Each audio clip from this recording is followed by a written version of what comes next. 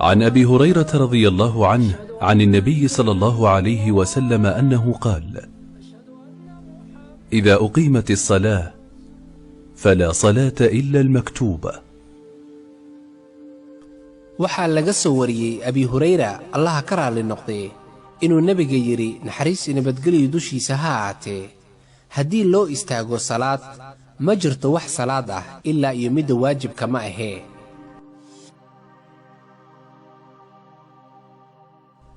عن أنس بن مالك رضي الله عنه قال: قال النبي صلى الله عليه وسلم: ما بال أقوام يرفعون أبصارهم إلى السماء في صلاتهم؟ فاشتد قوله في ذلك حتى قال: لينتهن عن ذلك أو لتخطفن أبصارهم. أنس بن مالك الله كرالي نقضي وحيري النبيغا نحريس نبدقلي دوشي ساعتي او يري محاسي كاه دادك ايغا حق عركا صلاة قدهيدا markaasuu hadalkii ku sii adkeeyey nebiga naxariis nabadgelyo dushiisa ha ahaatee waa inay ka joogaan fiirinta xagga cirka salaada gudaheed haddii kale waxaa laga qaadi doonaa araggooda indhaha ayay beeli doonaan.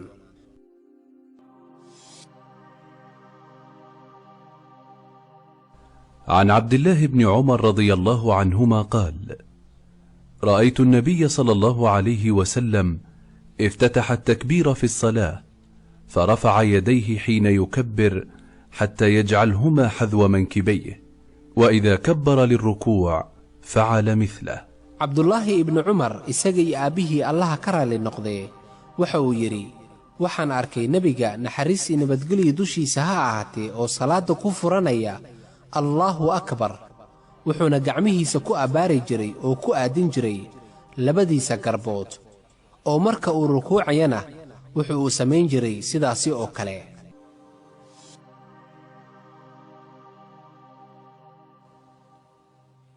عن عائشة رضي الله عنها قالت: سألت رسول الله صلى الله عليه وسلم عن الالتفات في الصلاة فقال: هو اختلاس يختلسه الشيطان من صلاة العبد.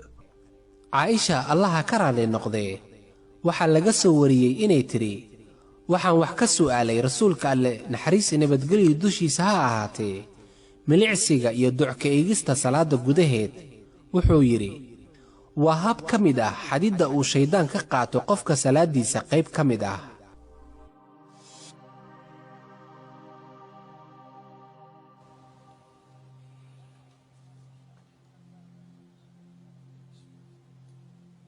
عن سهل بن سعد رضي الله عنه قال: كان الناس يؤمرون أن يضع الرجل اليد اليمنى على ذراعه اليسرى في الصلاة. سهل بن سعد الله كرالي نقضي waxaa laga soo wariyey inuu yidhi waxaa dadka la amray inay saaraan gacanta midig dhudhunkooda bidixda korkeed markii ay dukanayaan.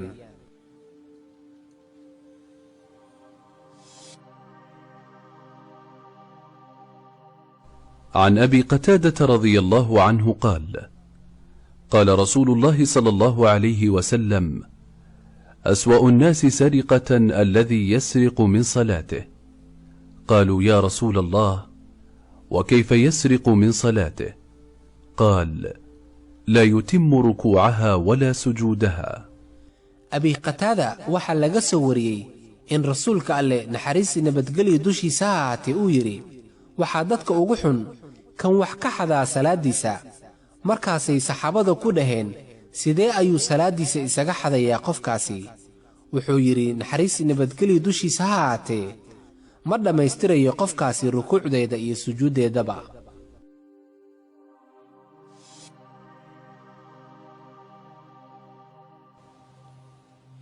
عن عبد الله بن عباس رضي الله عنهما قال: قال رسول الله صلى الله عليه وسلم: أمرت أن أسجد على 7 أعظم، على الجبهة، وأشار بيده على أنفه، واليدين والركبتين، وأطراف القدمين. عبد الله بن عباس إساقي آبيه الله كرالي نقضي waxaa laga soo wariyey inuu rasuulka naxariis nabadgelyo dushiisa ha ahaatee uu yidhi waxaa lay amray inaan ku sujuudo 7 lafood foolka uu ku jiro sanka intiisa hore. nebiguna naxariis iyo nabadgelyo dushiisa ha ahaatee wuxuu tilmaamay xagga sankiisa, labadiisa gacmood, labadiisa lugood iyo faraha labada cagood.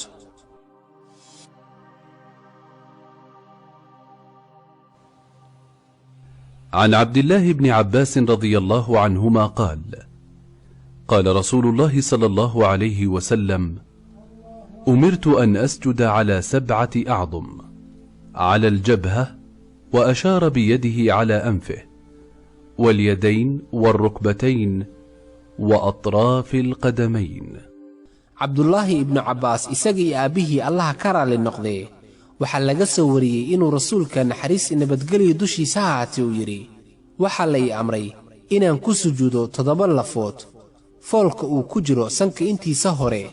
nebiguna naxariis iyo nabadgelyo dushiisa ha ahaatee wuxuu tilmaamay xagga sankiisa, labadiisa gacmood, labadiisa lugood iyo faraha labada cagood. عن أنس رضي الله عنه قال: صلى بنا رسول الله صلى الله عليه وسلم ذات يوم، فلما قضى الصلاة أقبل علينا بوجهه فقال: أيها الناس، إني إمامكم، فلا تسبقوني بالركوع ولا بالسجود ولا بالقيام ولا بالانصراف، فإني أراكم أمامي ومن خلفي. أنس الله ka raali noqday wuxuu yiri: waxaa salaad ina dujiyay rasuulka Alle naxariis iyo nabadgelyo dushiisa ha ahaatee maalin ka mid ah maalmaha. markii uu salaada dhameeyay wuxuu wajigiisa soo xijiyay dhankeena, wuxuuna yiri: dadow, waxaan ahay iimaankiina, ha iga hormarina rukuucdiina iyo sujuudiina aniga, iyo istaagidda iyo salaad ka bixidaba. waxaan idinka arkaa hortayda iyo gadaashay.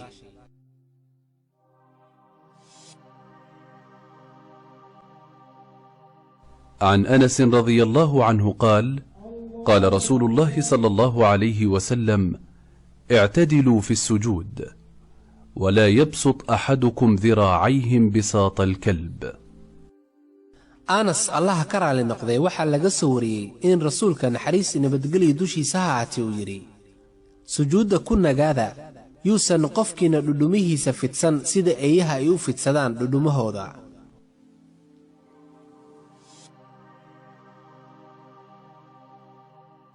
عن أبي هريرة رضي الله عنه عن النبي صلى الله عليه وسلم قال: إذا سمعتم الإقامة فامشوا إلى الصلاة، وعليكم بالسكينة والوقار ولا تسرعوا، فما أدركتم فصلوا، وما فاتكم فأتموا. أبي هريرة الله ka raali noqday wuxuu yiri: nabiga naxariis iyo nabadgelyo dushiisa ha ahaatee wuxuu yiri: markii aad maqashaan iqaamada u socda salaada dhankeeda si miyir leh oo degan oo ha degdeginina, ee wixii aad salaada ka gaartaan wax ka dukada, wixii idin dhaafana gadaal ka dhammaystira. عن أبي سعيد الخدري رضي الله عنه قال: قال رسول الله صلى الله عليه وسلم: إذا صلى أحدكم فليصلي إلى سترة وليدن منها، ولا يدع أحدا يمر بينه وبينها، فإن جاء أحد يمر فليقاتله، فإنه شيطان.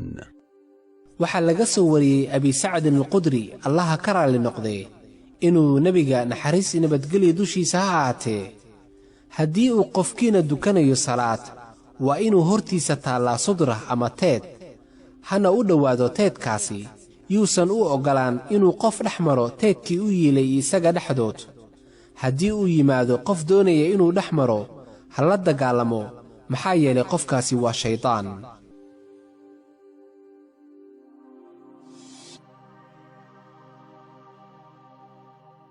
عن عبد الله بن المغفر رضي الله عنه أن النبي صلى الله عليه وسلم قال: من وجدني راكعا أو قائما أو ساجدا فليكن معي على حالتي التي أنا عليها. عبد الله بن مغفل الله ka raali noqday wuxuu nebiga naxariis nabadgelyo dushiisa ha ahaatee ka soo wariyey inuu yidhi qofkii igu soo gaara anigoo sujuudsan ama rukuucsan ama taagan salaadda dhexdeeda waa inuu qofkaasi la yimaadaa xaaladda aan markaasi ku suganahay.